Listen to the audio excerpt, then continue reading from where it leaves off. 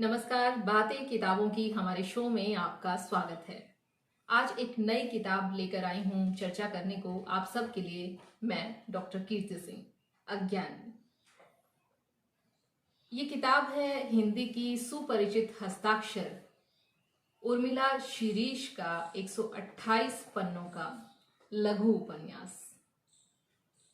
सामयिक प्रकाशन दिल्ली से प्रकाशित इस उपन्यास की कीमत 250 रुपये है और चांद गवाह इस उपन्यास का नाम है। चांद गवाह 2022 में प्रकाशित उर्मिला शिरीष का पहला उपन्यास है, जबकि कथा कहानीकार के रूप में उनके लेखन के सफर की बात करें तो ये लगभग 3 दशक का उनका सफर हो चुका है।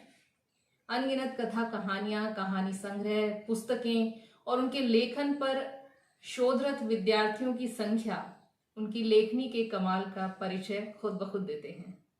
उनके बारे में पढ़ेंगे, आप गूगल करेंगे तो काफ़ी कुछ जानकारी आपको उनके बारे में मिल जाएगी।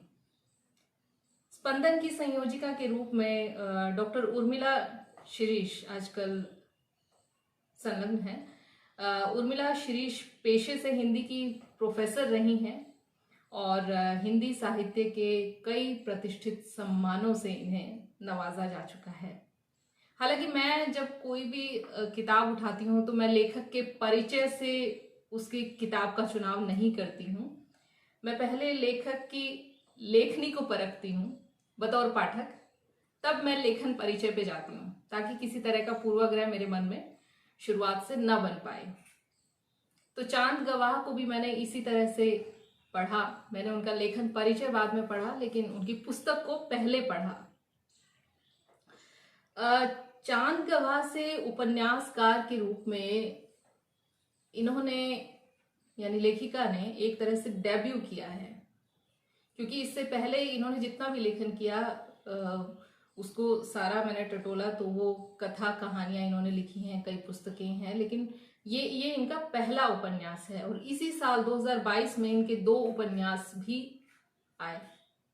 तो इस तरह से 3 उपन्यास एक ही साल में इनके नाम दर्ज हुए हैं। तो मैं यहाँ सिर्फ आज चांद गवाह पर बात करूंगी। आ जाते हैं अब सीधा मुद्दे की बात पर कि चांद गवाह में इनके इस उपन्यास में क्या खास है, इसकी कथा वस्तु क्या कहती है, क्यों पढ़ा जाए और किन के लिए रुचिकर हो सकता है।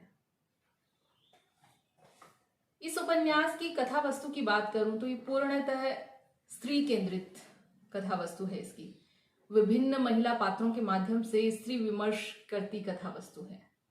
स्त्री अस्मिता से जुड़े प्रश्नों को सुलझाने की चाह में महिलाओं को आर्थिक, सामाजिक, भावनात्मक और वैचारिक धरातल पर सशक्त बनाने की राह सुझाता उपन्यास है। मतलब मुझे ये इस प्रकृति का उपन्यास लगा। उपन्यास की कहानी मैं यहाँ पूरी कहानी खोलकर नहीं बताऊंगी, वो सस्पेंस एक बना रहना चाहिए, लेकिन मोटा मोटी एक आपको आइडिया देती हूँ कि किस तरह की कहानी इसकी है। इस उपन्यास की कहानी दिशा नाम की एक सुशिक्षित, अच्छी पढ़ी लिखी, संस्कारी, विचारवान, कला साहित्य में विशेष रुझान रखने वाली एक मध्यम वर्गीय विवाहित महिला के इर्द गिर्द घूमती है। शराब के नशे में धुत, दिन रात से बेखबर पति द्वारा उपेक्षित एक प्रबुद्ध महिला के जीवन की पल पल की सेलुलॉइड फिल्म है ये। आप इसको पढ़ेंगे तो ऐसा ही फील देगा ये उपन्यास। लेखिका ने परत दर परत ऐसे वैवाहिक जीवन की त्रासदी के हर पहलू को उजागर करने की कोशिश की है, भरपूर कोशिश की है, और वो अपनी इस कोशिश में सफल होती हुई लगी हुई है। मुझे ये अपने अस्तित्व का बोध रखने वाली, लेकिन घर परिवार, सामाजिक मान मर्यादा की अनुपालना में आत्म केंद्रित फैसले लेने से बचते रहने वाली एक महिला की कहानी है, एक असहाय महिला की कहानी है। कहानी की मूल किरदार दिशा दरअसल समाज में अपने जैसी अनेक महिलाओं का प्रतिनिधित्व इस उपन्यास में कर रही है। शायद बहुत सारी महिलाओं को लगे कि अरे नहीं, यहाँ तो थोड़ी सी कहानी जो है इससे मिलती जुलती है मेरी, उसके पूरे जीवन से ना भी मिले तो कोई ना कोई पक्ष जो है मिलता जुलता है। जाने अनजाने सामान्य हंसते खेलते पारिवारिक जीवन में अक्सर अपने जीवन से बेपटरी हो गई ऐसी महिलाओं को दूसरों पर आर्थिक रूप से निर्भर बना देते हैं इस तरह के हालात। और इस प्रकार की निर्भरता जब जब उस महिला के स्वाभिमान को चोट पहुंचाती है, वो स्वावलंबी बनने की असफल कोशिशों के बीच समाज द्वारा ही ठग ली जाती है। फिर शुरू होता है सिलसिला उस महिला के टूटने का, बिखरने का, फिर से खुद को मजबूत बनाने का। फर्क बस यही है कि लेखक होने के नाते उर्मिला निरंतर एक टूटी बिखरी स्त्री के मनोविज्ञान को समझने और पाठक को समझाने की कोशिश कर रही हैं। परंतु इसके उलट हम देखेंगे तो वास्तविक जीवन में कोई एक पीड़ित अंतर्मन को टटोलने की कोई चाह नहीं रखता, उसके पास कोई वक्त नहीं है ऐसे अंतर्मन को समझने के लिए। दिशा के अंतर्मन के भूगोल को अति सूक्ष्मता से लेखिका ने आरंभ से अंत तक शब्दों में उकेरा है। कथोपकथन, पात्रों के मनोभाव, भाषाई प्रवाह और अपनी सुबोध शैली के चलते ये उपन्यास पाठक को निरंतर बांधे रखता है। ऐसा मैंने महसूस किया, इसलिए मुझे लगता है कि सभी पाठकों को ये इसी तरह से बांधने में कामयाब रहेगा।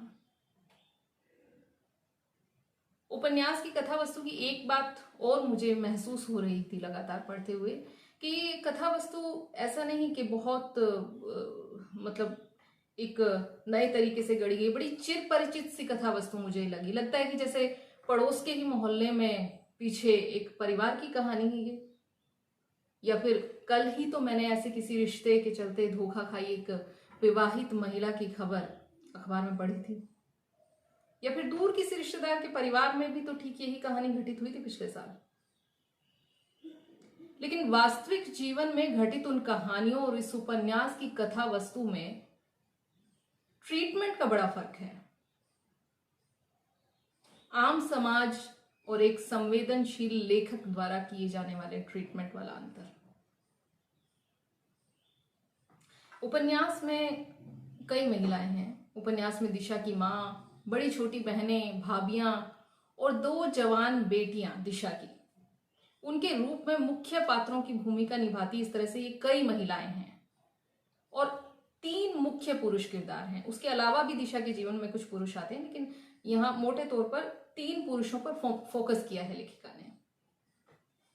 और इन पुरुषों के किरदारों को एनालाइज करते समय मुझे ये पुरुष पात्र महिलाओं की सोच पर भारी पड़ते प्रतीत हुए।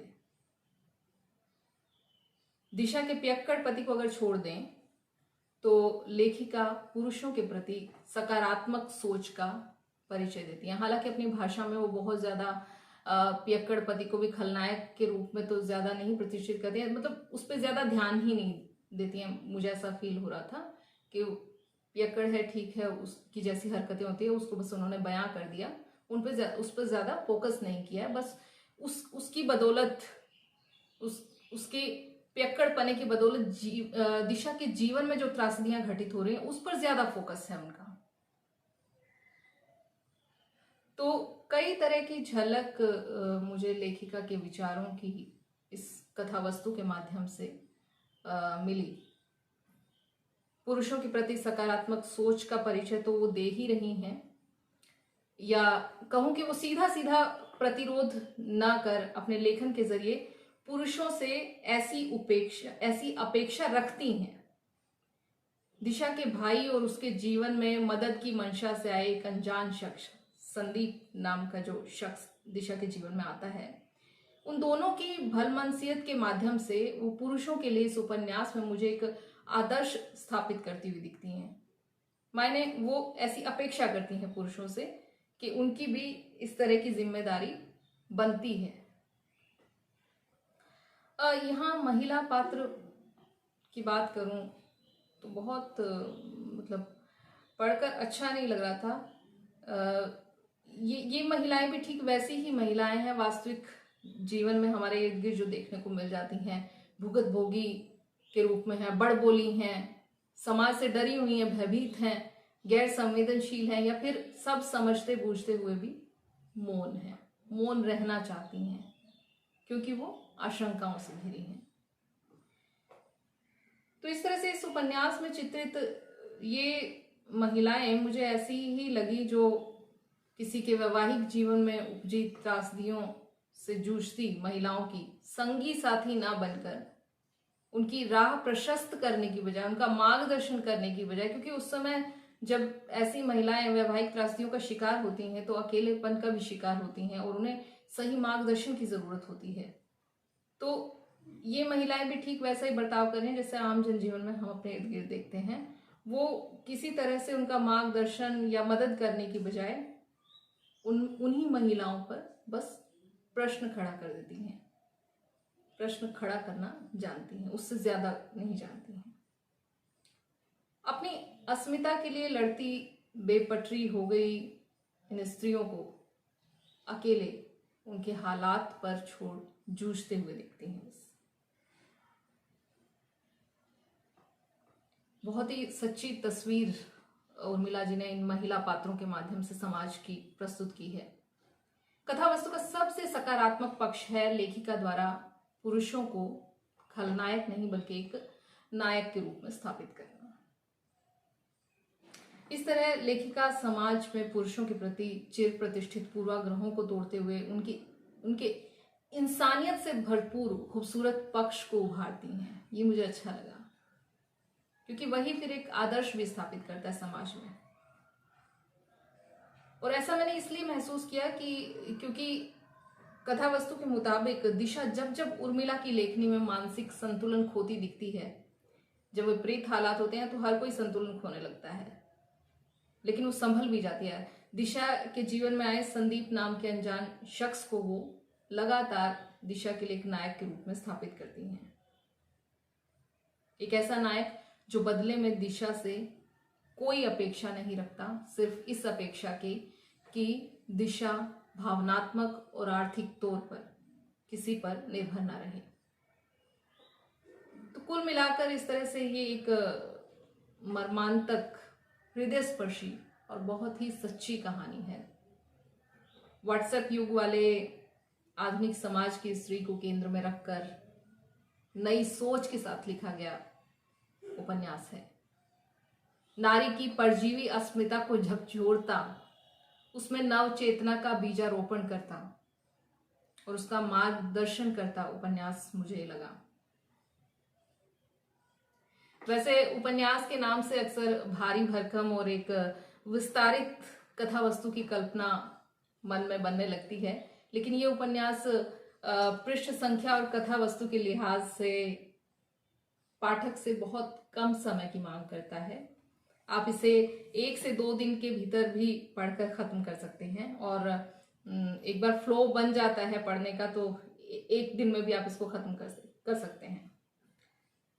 पात्रों द्वारा इस्तेमाल भाषा और संवादों में जब आम बोलचाल की झलक मिलती है, क्योंकि भाषा बहुत महत्वपूर्ण होती है किसी कृति से जुड़ाव पैदा करने में, तो जब आम बोलचाल की भाषा पात्र इस्तेमाल करते हैं तो हम पात्रों के और अधिक करीब पहुंच जाते हैं और इसकी भाषा वैसी ही है।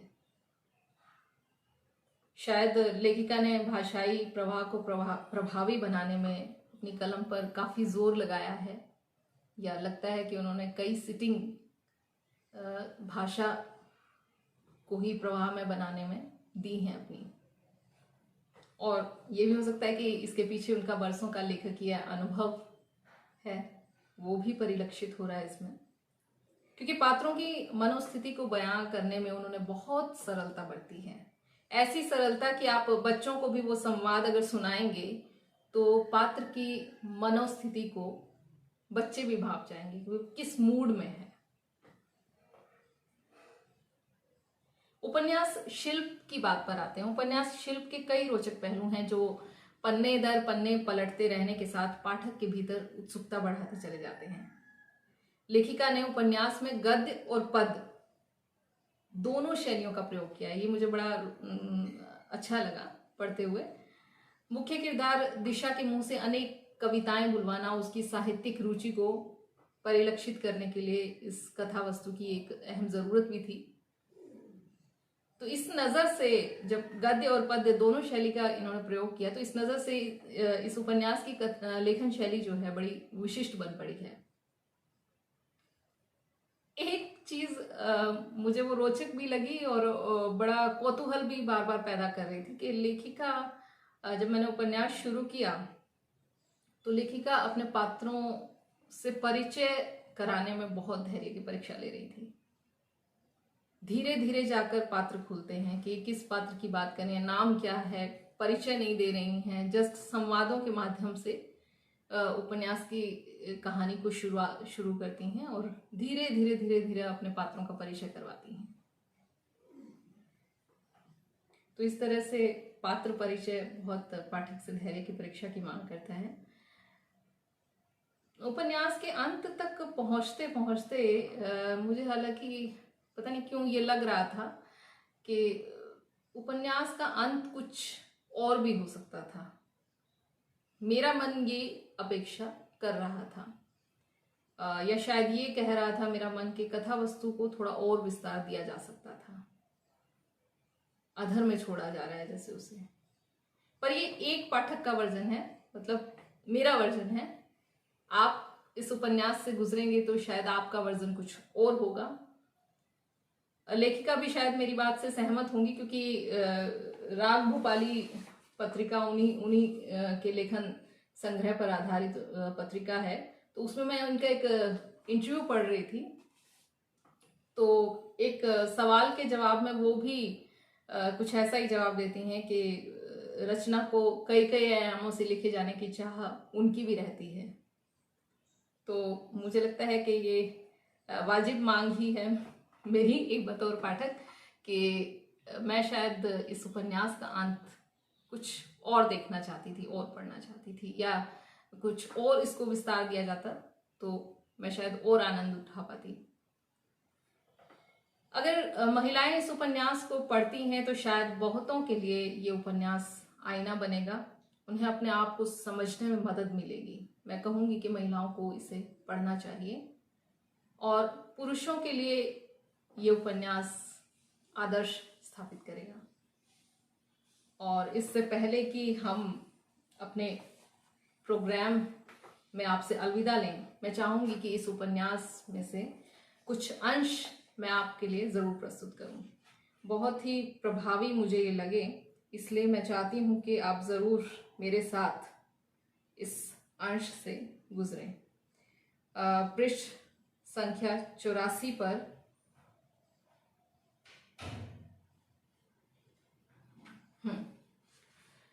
मैंने अपने फेसबुक प्रोफाइल पर भी इसे शेयर किया, मैं रोक ही नहीं सकी।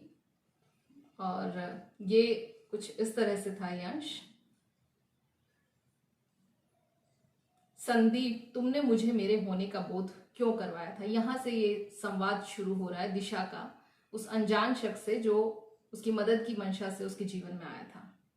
तो यहाँ पे बहुत कीमती बात उर्मिला शिरीष लिखती हैं कि अपने होने का बोध होते ही इंसान, खासकर स्त्री, एक ऐसे यातना गृह में चली जाती है जहां से उसका हाथ थामने वाला कोई नहीं आता।